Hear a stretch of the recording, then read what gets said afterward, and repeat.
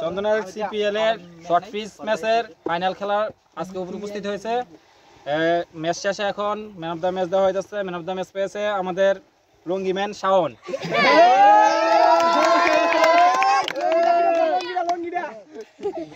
Shaon 50 run করছে এবং 2 wicket পাইছে, তার জন্য man of the match Shaon পাইছে।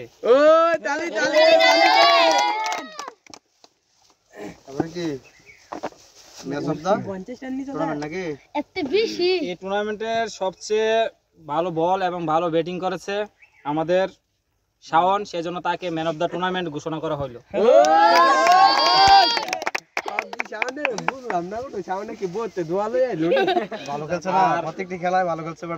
এটা আমরা মাঝে লেগ আম্পায়ার করার কারণে ম্যাচে আমরা তার একটা পুরস্কার পেয়েছি।